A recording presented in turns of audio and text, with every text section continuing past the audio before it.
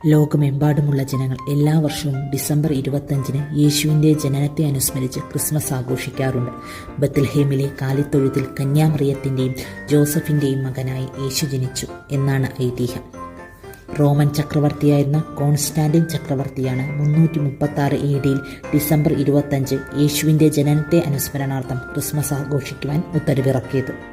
നൂറ്റാണ്ടുകൾക്ക് ശേഷം ലോകവ്യാപകമായി ക്രിസ്മസ് ആഘോഷിക്കുവാൻ തുടങ്ങി.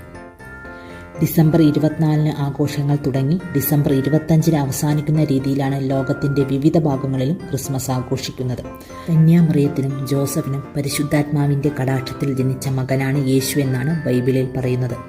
ലോകത്തെ രക്ഷിക്കാൻ ഒരു ദൈവപുത്രൻ പിറക്കുന്നുണ്ടെന്നും അവനെ യേശു എന്ന് വിളിക്കണമെന്നും ഉണ്ണിയേശുവിൻ്റെ ജനനത്തെക്കുറിച്ച് മാലാഖ പ്രവചിച്ചിരുന്നു. കാലിത്തൊഴുത്തിൽ പിറന്ന ദൈവപുത്രനെ കാണുവാൻ ആദ്യമെത്തിയത് ആട്ടിടയന്മാരായിരുന്നു.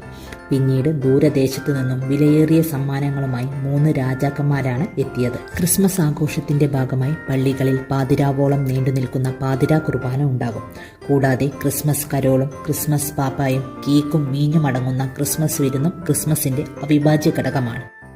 ക്രിസ്മസിന്റെ മറ്റൊരു ആകർഷണം പുൽക്കൂടും നക്ഷത്രവും ക്രിസ്മസ് ട്രീയുമാണ്. വർണ്ണക്കടലാസുകളും അലങ്കാരമണിയും സമ്മാനങ്ങളും കൊണ്ടാണ് ക്രിസ്മസ് ട്രീ നിർമ്മിക്കുന്നത്. ചുവപ്പ്, പച്ച, സ്വർണ്ണ നിറം, വെള്ള എന്നീ നിറങ്ങളാണ് പ്രധാനമായും ക്രിസ്മസ് അലങ്കാരങ്ങളിൽ ഉൾപ്പെടുത്തുന്നത്. വെള്ള ശാന്തിയെയും സമാധാനത്തെയും, ചുവപ്പ് യേശുവിൻ്റെ തിരുരക്തത്തെയും, പച്ച മരണാന്തര ജീവിതത്തെയും, സ്വർണ്ണ നിറം രാജകീയതയെയും പ്രതിനിധീകരിക്കുന്നു. കുടുംബാംഗങ്ങൾ ഒന്നിച്ചിരുന്നുള്ള ക്രിസ്മസ് വിരുന്നാണ് മറ്റൊരു പ്രത്യേകത. മത്സ്യമാംസ വിഭവങ്ങളും വീഞ്ഞും കേക്കും അടങ്ങിയതായിരിക്കും ക്രിസ്മസ് വിരുന്ന്. ക്രിസ്തുമസ് പപ്പ. ക്രിസ്തുമസ് നാളുകളിൽ സർവ്വദേശീയമായി നിറഞ്ഞു നിൽക്കുന്ന രൂപമാണ് സാന്താക്ലോസ്. 4-ാം നൂറ്റാണ്ടിൽ ഏഷ്യ മൈനറിൽ ജീവിച്ചിരുന്ന സെന്റ് നിക്കോളാസ് എന്ന പുണ്യചരിതനാണ് സാന്റാക്ലോസായി മാറിയത്. ക്രിസ്തുമസ് ഒരുക്കങ്ങളുടെ നാളുകൾക്കിടയിൽ ഡിസംബർ 6-നാണ് വിശുദ്ധ നിക്കോളാസിൻ്റെ അനുസ്മരണ ദിനം. ഇക്കാരണത്താൽ ഡച്ചുകാർ സെന്റ് നിക്കോളാസിനെ ക്രിസ്മസ് സമ്മാനങ്ങൾ വാരി വിതറുന്ന പുണ്യാത്മാവായി ചിത്രീകരിച്ചു. ഡച്ച് കോളനികളിലൂടെ ഈ രീതി സർവ്വദേശീയമാവുകയും സെന്റ് നിക്കോളാസ് എന്നത് ലോപിച്ച് സാന്റാക്ലോസുമായി ഇന്ന് സാന്റാക്ലോസ് അപ്പൂപ്പൻ, ക്രിസ്തുമസ് പപ്പ, അങ്കിൾ സാന്റാക്ലോസ് എന്നിങ്ങനെ പല പേരുകളിൽ അറിയപ്പെടുന്നു. കേരളത്തിൽ തികച്ചും ഗ്രാമീണമായി പാപ്പാഞ്ഞി എന്നും പറയാറുണ്ട്. ആംഗ്ലോ അമേരിക്കൻ പാരമ്പര്യമുള്ള നാടുകളിൽ സാന്റാക്ലോസിൻ്റെ വരവ് പ്രത്യേക രീതിയിലാണ്. ഇവിടങ്ങളിലെ വിശ്വാസമനുസരിച്ച് ക്രിസ്തുമസ് തലേന്ന് പാതിരാത്രിയിൽ ശൈത്യകാലമാനുകൾ വലിക്കുന്ന വണ്ടിയിലാണ് സാന്റാക്ലോസ് എത്തുന്നത്. ഓരോ വീടുകളിലൂടെയും ചിമ്മനികളിലൂടെ അകത്തെത്തുന്ന സാന്റ ആരും കാണാതെ സമ്മാനങ്ങൾ വാരി വിതറി തിരിച്ചു പോകുന്നു. അമേരിക്കയിലും യൂറോപ്യൻ നാടുകളിലും ഈ ഐതിഹ്യമാണ് നിലനിൽക്കുന്നത്. അതുകൊണ്ട് തന്നെ ക്രിസ്തുമസ് നാളുകളിൽ വീടുകളിലെ ചിമ്മിനി അലങ്കാരദീപ്തമാക്കുക, ശൈത്യകാല മാനുകളുടെ രൂപം അലങ്കരിച്ചു വെക്കുക എന്നീ രീതികൾ പ്രചാരത്തിലുണ്ട്. സാന്റാക്ലോസ് അപ്പൂപ്പൻ ക്രിസ്തുമസ് തലേന്ന് ആരുമറിയാതെ വെച്ചിട്ടു പോയ സമ്മാനങ്ങളാണെന്ന് പറഞ്ഞാണ് മാതാപിതാക്കൾ കുട്ടികൾക്ക് ക്രിസ്തുമസ് സമ്മാനങ്ങൾ നൽകുന്നത്. ക്രിസ്തുമസ് മരം. ക്രിസ്തുമസ് ആഘോഷത്തിന് ഒഴിച്ചുകൂടാൻ പറ്റാത്ത മറ്റൊരു ഘടകമാണ് ക്രിസ്തുമസ് മരം. ക്രിസ്തുമസിൻ്റെ ഈ സാർവദേശീയ പ്രതീകം ജർമ്മൻ പാരമ്പര്യത്തിൽ നിന്നുള്ളതാണ്. സ്വർഗരാജ്യത്തിലെ വിലക്കപ്പെട്ട മരത്തിൻ്റെ പ്രതിരൂപമായാണ് ജർമ്മൻകാർ ക്രിസ്മസ് മരത്തെ കണ്ടിരുന്നത്.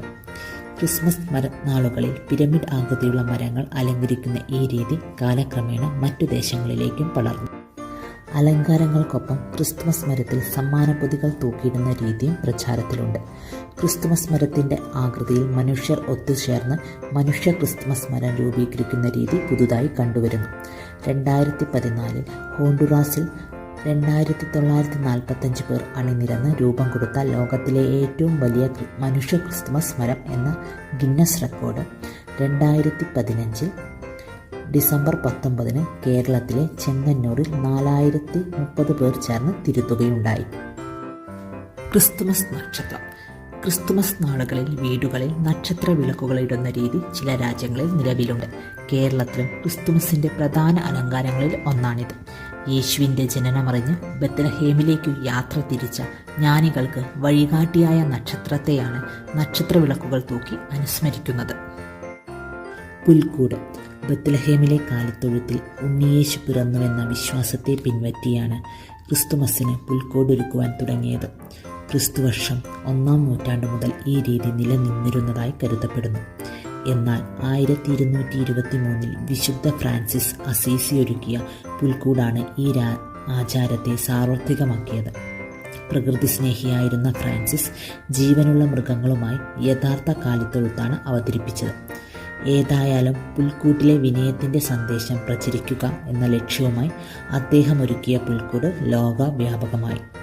ക്രിസ്തീയ ഭവനങ്ങളിൽ ക്രിസ്തുമസുമായി ബന്ധപ്പെട്ട എല്ലാവരുടെയും ചെറുരൂപങ്ങൾ അണിനിരത്തി പുൽക്കൂട് ഒരുക്കുന്നു. ഉണ്ണിയേശു, അമ്മ മേരി, ജോസഫ്, ജ്ഞാനികൾ, ആട്ടിടയന്മാർ എന്നിവരുടെ രൂപങ്ങളാണ് പ്രധാനമായും ഉപയോഗിക്കുന്നത്. ക്രിസ്തുമസ് കാർഡുകൾ. ക്രിസ്തുമസ് ആശംസാ സന്ദേശങ്ങളടങ്ങിയ ക്രിസ്മസ് കാർഡുകളാണ് ഈ ആഘോഷത്തിൻ്റെ പ്രത്യേകത.